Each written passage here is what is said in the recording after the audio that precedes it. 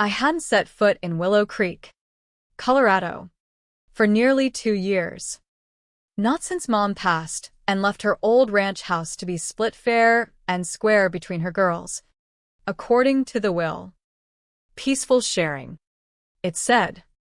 But peace was never Karen's strong suit. Control was more her speed. Still, as I climbed out of the Uber that dropped me off in front of her neatly fenced property, duffel bag slung over my shoulder, I tried to keep an open mind. Maybe she'd let me in without a fuss. The fall wind whipped through the aspens, sending golden leaves swirling like confetti at a party no one invited me to. Out here in the Rockies, autumn had a way of painting everything pretty, even when the underbelly was rotten. I hesitated at the front door, key in hand, the same one Mom had pressed into my palm years ago, back when this place felt like a sanctuary. I slid it into the lock. Twisted. Nothing. Tried again. Zilch. She'd changed the damn locks. I stood there in my faded denim jacket, the chills seeping through like a bad omen. The motion sensor light buzzed on, casting my shadow long and lonely across the porch. One more twist, just for good measure. Nope. I knocked, 2 sharp raps, and waited. Silence. For a split second, I thought maybe she wasn't home. Maybe this was all some mix-up. But then, through the half-open blinds in the living room, I caught her silhouette gliding by. And right behind her, my girl, my Sarah, slumped in her wheelchair by the window, facing the darkening yard. Even from outside, I could tell she was upset, shoulders shaking, head bowed. No one was comforting her. No hugs. No whispers. Then a voice cut through from inside, gruff and unyielding. Shut your trap and get out. Loud enough to carry. And Karen's reply? Too sharp. Too satisfied. About time someone laid it out straight. My gut twisted. The light hummed overhead. I didn't pound on the door or yell. I just stared, piecing it together. Last year, Karen had sworn up and down, "You'll always have a spot here. No questions asked." We'd been standing right on this porch, her flashing that fake-as a $3 bill smile. Guess that promise had an expiration date. I pulled out my phone, no bars. Of course, out here in the sticks. For a hot minute, I pictured myself hollering, forcing my way in. But what would Sarah think? That her mom was some unhinged banshee? I edged closer to the window, close enough to see her clearly now, cheeks streaked, hands knotted in her lap. I lifted my hand to the glass. A quiet wave. She turned slowly, eyes puffy and red. Our stares met for a heartbeat. Then she looked away. Inside, Tom, Karen's husband, poured himself a bourbon like it was just another Tuesday. Karen chuckled at her phone. Me? I was the ghost on the porch. I turned, grabbed my bag, and headed down the steps. No drama. No scene. Just a door that used to swing wide and now stayed shut. The Uber hadn't gone far.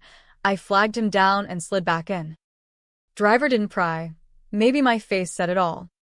"Where to?" he asked. I hesitated. "Just drive for a bit." We peeled out, the ranch shrinking in the rearview. But I wasn't just shut out of the house. I was cut out of her world.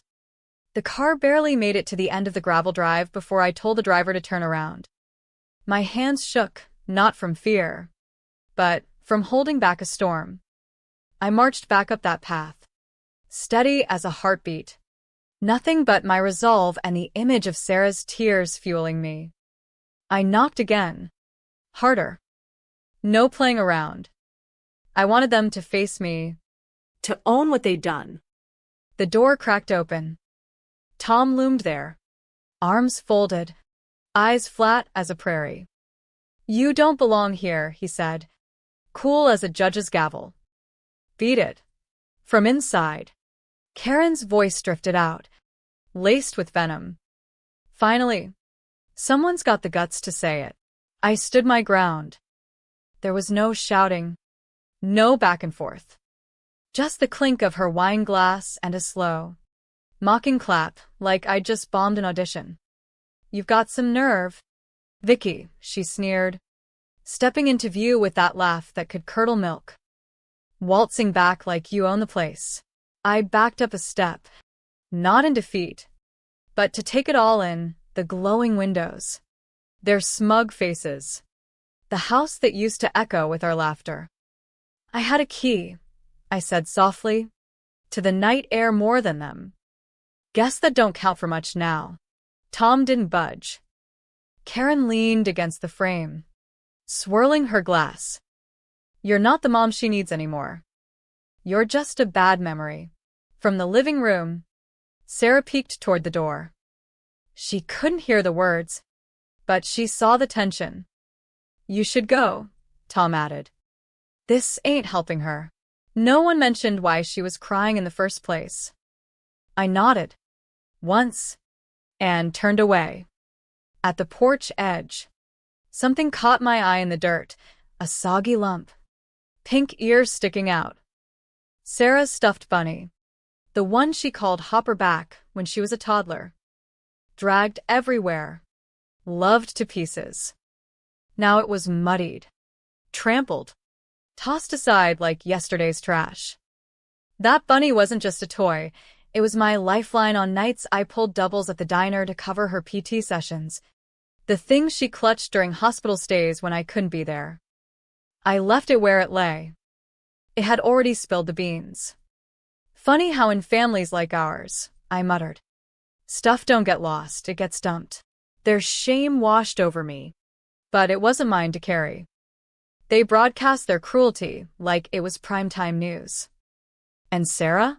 She wheeled away from the window. That stung worse than the lockout. But kids learn what they're taught.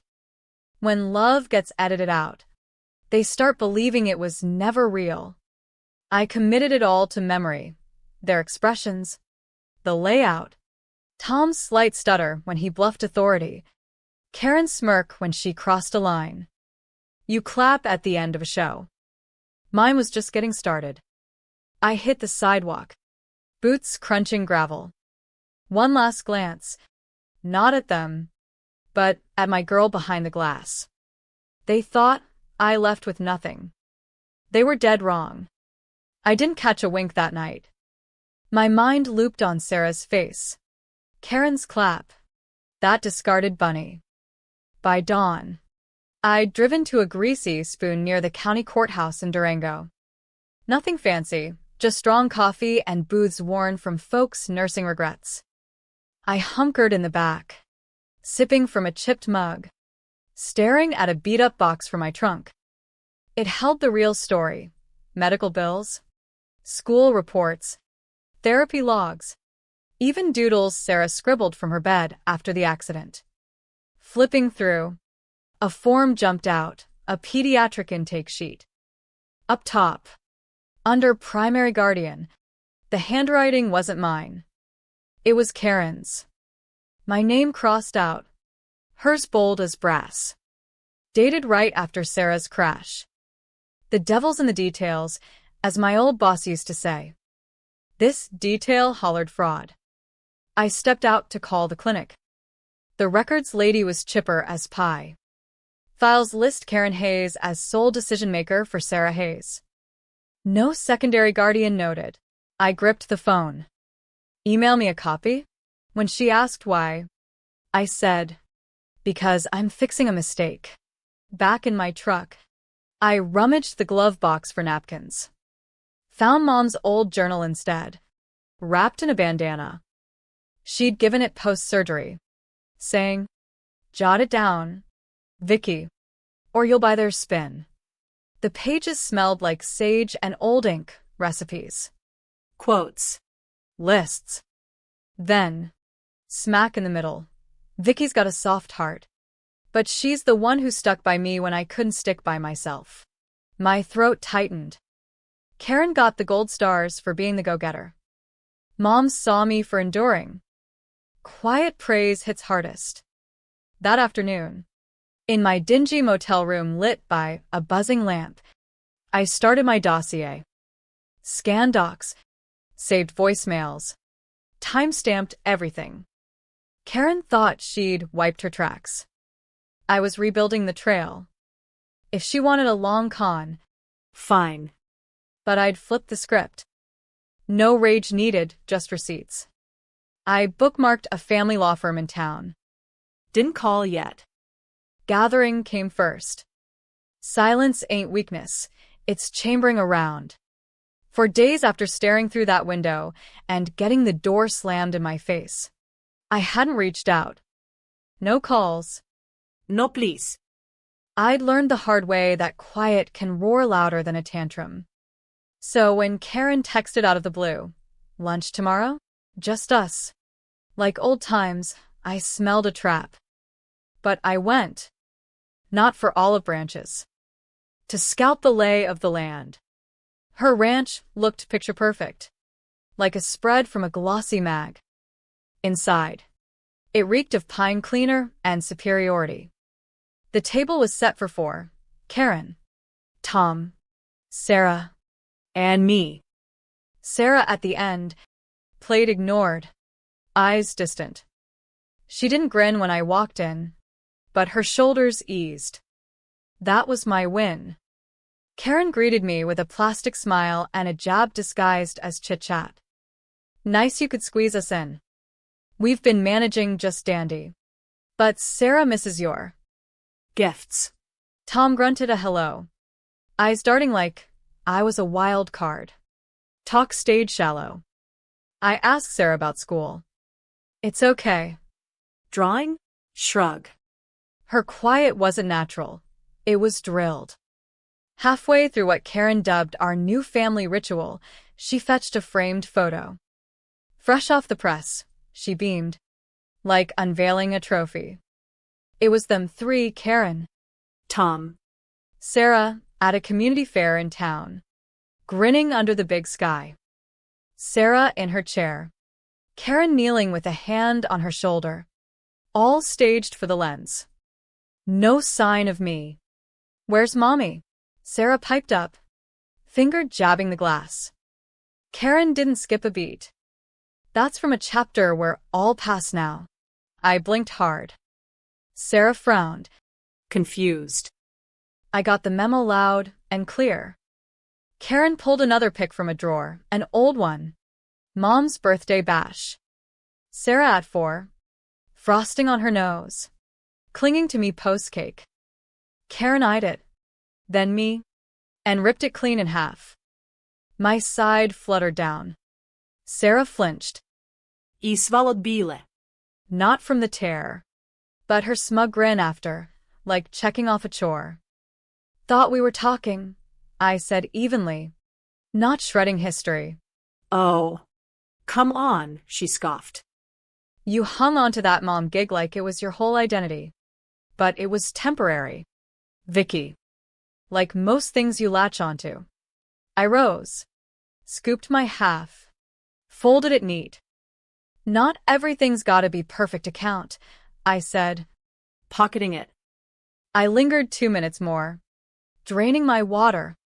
Watching Sarah track me. Then I headed out. But at the threshold, I pivoted. "You can fake pics and smiles. Karen. Even docs. But not Mom's will." She cocked her head, amused. "Accusing me?" "No," I said. "Investigating." That afternoon, I hit the county clerk in Durango. Requested Mom's will copy. Amended 4 months back, the clerk said. Karen è sole beneficiary. Witnessed by Tom Hayes. Of course. Timestamp? Matched the weekend Karen claimed Mom was too frail for visitors. The one she told me to give the family space. Mom could barely grip a spoon then. "You can't forge ahead without wiping someone's tracks," I murmured. thanking the clerk and clutching the copy. I drove back to Karen's, not for a showdown, but a message. She answered like she'd expected me. Back already? I met her gaze. The past ain't as buried as you reckon. She smirked like a winner. I walked away knowing the game's rules had shifted. A week after Karen tried to erase me from Mom's legacy. Radio silence from her end. No regrets. No olive branches, just calculated quiet. The kind that stings. I holed up in a budget motel off the highway. Walls thin as paper. Privacy a joke. Nights. I heard the guy next door snore through his troubles. Mornings. I pep-talked myself. I didn't claw this far to fade away. Brewing Instant Joe in the shared kitchen. I overheard Tom's voice, like gravel under tires. She's unhinged, he muttered to someone on the phone. We gotta circle the wagons. It spread like wildfire in my mind. I didn't confront. I dug deeper. Pulled more from my box. Bank statements showing withdrawals from our old joint account, mine and Mom's, during my dark days post-accident. When I was lost in therapy and grief. Karen had access back then, but I'd closed it. Or thought I had. I called the bank. Account was reactivated under joint auth, the rep said. By Karen Hayes. Dates lined up with her amendment. Theft by paper trail. I thanked him, hung up, and added it to my file. That evening, a knock. Not expecting company. Opened to find Mrs. Ellis, our old neighbor from down the road, silver hair, face like weathered leather. Shouldn't be here, she whispered. But I've seen enough. She handed me an old flip phone. Play the memo labeled Thursday. She vanished into the dusk. Back inside. I hit play. Static. Then Sarah's voice. Small and broken. Mommy. Mommy. No answer. Then Karen. Snapping. She's not your real mom anymore. Quit your whining.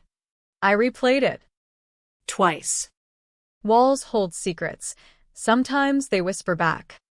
Next day. In my lawyer's office. Let's call her Maria. A no-nonsense type from Albuquerque. I played it for her. Faces shifted, not shock. But knowing. This wasn't snooping, Maria said.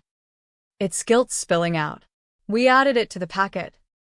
That night, Maria's assistant and I met curbside at Karen's. Trash day. Public domain. Gloved up. We sifted. Found shredded custody forms. My old SIG scanned in. Dates blacked out. Karen's notes scribbled. She tried rewriting history. Lies don't die, they get recycled. We bagged it. Snapped pics. Timestamped. As I sealed the last one, breath fogging the air, I thought, she didn't just cut me out of life, she cut me from the record. By morning, we were in the judge's antechamber. Maria handed over 2 packets, audio and physical. The clerk signed without a peep. Your Honor, Maria started. These pertain to emergency guardianship review and harassment claims. The judge arched a brow, but took them. Karen showed up 10 minutes later. Hair impeccable. Smile strained. She played the victim card hard. Unbeknownst to her, the hammer was falling. Some folks burn bridges, others leave a paper trail of arson. The flash drive slid under my motel door that night, no note. Just cold metal humming with potential. I plugged it into the lobby computer. Grainy audio. Karen's voice. Smug. She's a joke. Istript här bara. And she still thinks she's got a shot. Laughter in the background. Uneasy. Then, that kid's better off without a mom who crumbles at a stiff breeze. I paused it. A cruel confession still holds water in court. Next day, Maria listened stone-faced. We won't yell, she said. This screams for us. Added as exhibit. I left her office into the crisp mountain air. World oddly calm. But calm shattered when I spotted my old lawyer, Andy, heading to the diner. I blocked his path. He froze.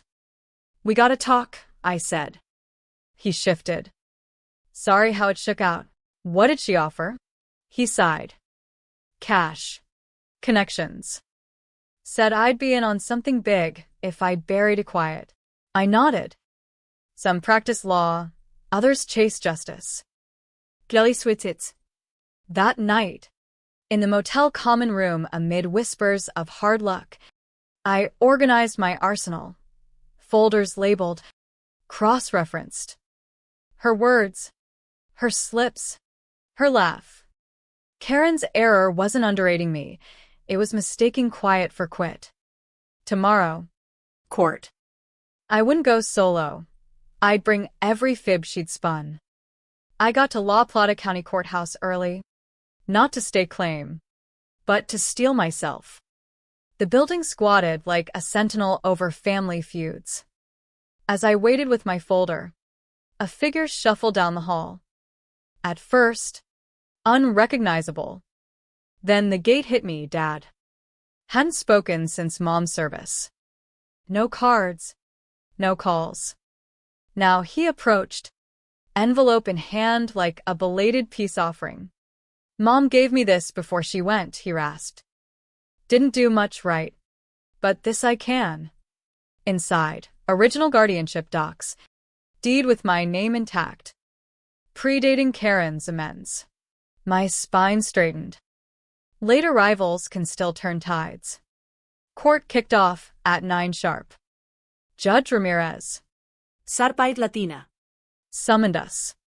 Karen sat prim with her fancy suit lawyer. Me with Maria, no bells. Just truth.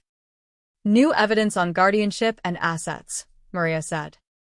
From Owen Hayes, plaintiff's father. Judge scanned, brows knitting. These clash with defendant's amendment. Karen squirmed, smile cracking. Recess for verification. In the hall, Karen hissed at her counsel. How'd they snag that? He wasn't supposed to copy. She built on my silence, he just nuked it. Back in. It snowballed. Court-eyed bank records, withdrawals from my account during my recovery haze. Maria, reactivated via outdated joint auth while MS. Hayes was incapacitated. Judge to Karen, explain? Her lawyer stammered. She stayed mum, eyes darting. Theft ain't just cash, it's stripping pride too.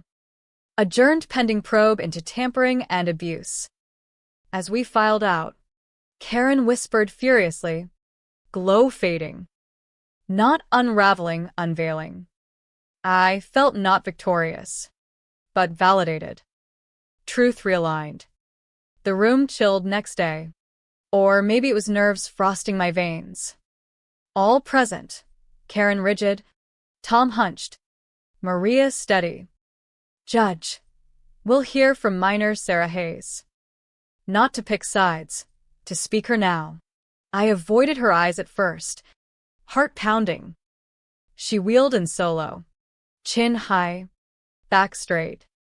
The helpless kid navigating like a pro. Judge leaned in soft. Just chat. Okay. Sarah nodded. Advocate whispered encouragement. Where do you feel safe? The judge asked. Silence blanketed. Sarah scanned us. Then, with Mommy, air rushed back to me. Why? She listens. Doesn't clap when folks yell at me. Murmurs rippled. Strangers grasping our porch nightmare. Karen froze. Tom stared floorward. Kids don't fib with words, they do with hush. Today, Sarah spoke volumes. No grilling followed. Judge thanked her. She wheeled out poised. Recess. Maria and I by the windows. Win or lose, she said. She reclaimed your name.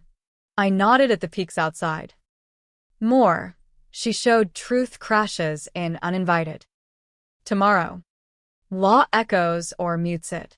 The courthouse doors shut with a thud that echoed down my bones. Packed house today. I ignored Karen and Tom. Their static had faded. Sarah sat rear with her advocate. Alert. Knowing stakes were high. Judge Ramirez entered. File thick. Gaze waited.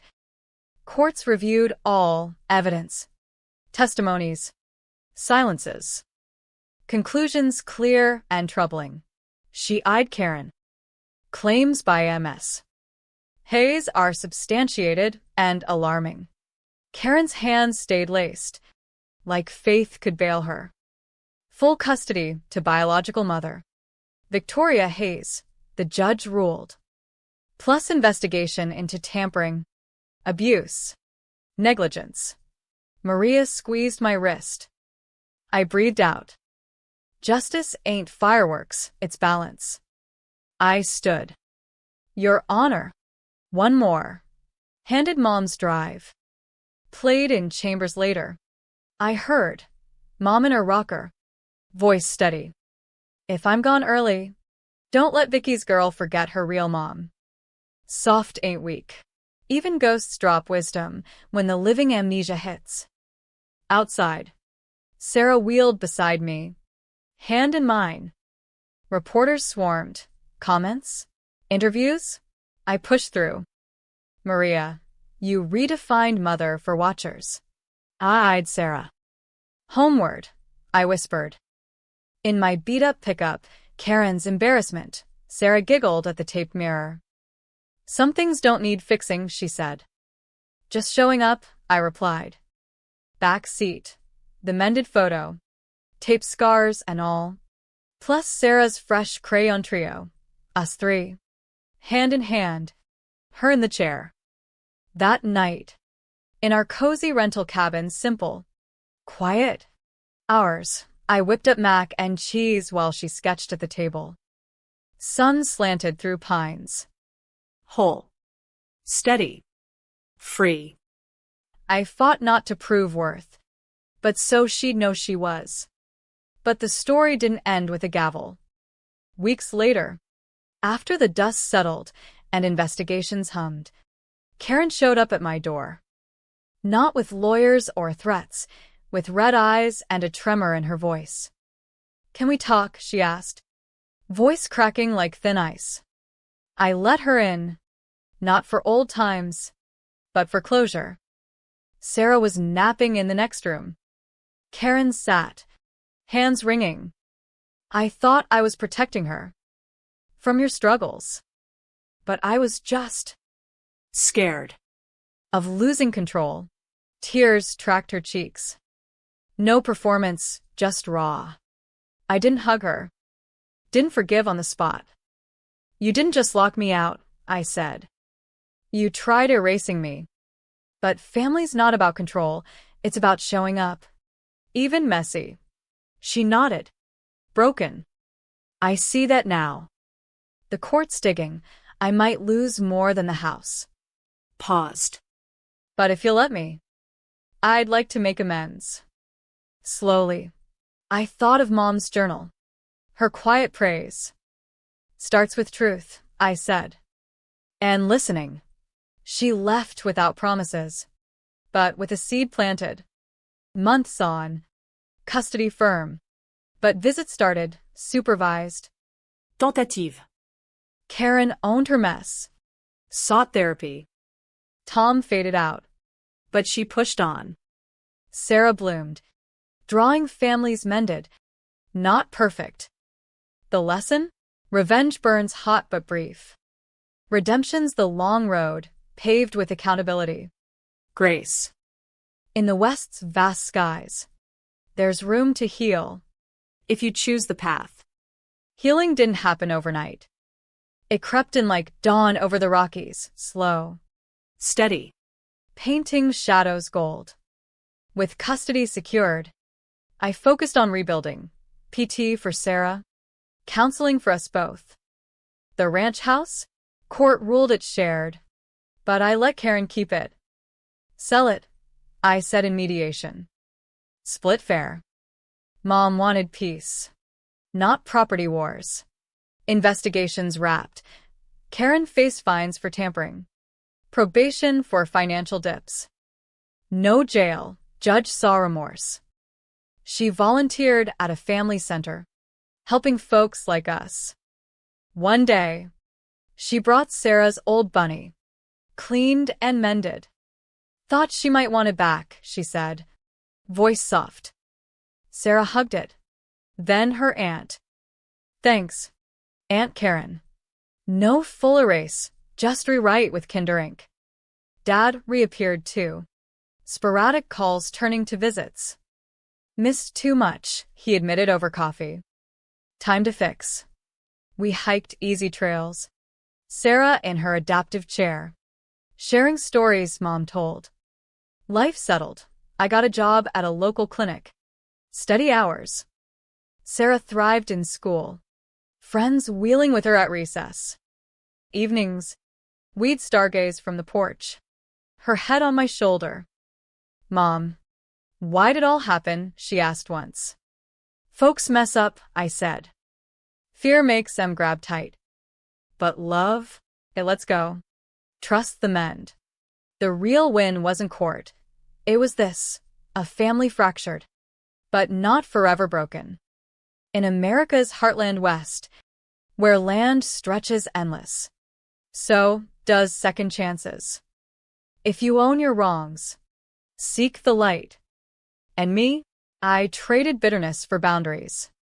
Karen's in our lives now, on terms of truth. The clap echoes faint, forgiveness rings louder. Blood ties bind, but choices heal. That's the quiet lesson in drama's wake. Humanity wins when we choose redemption over revenge.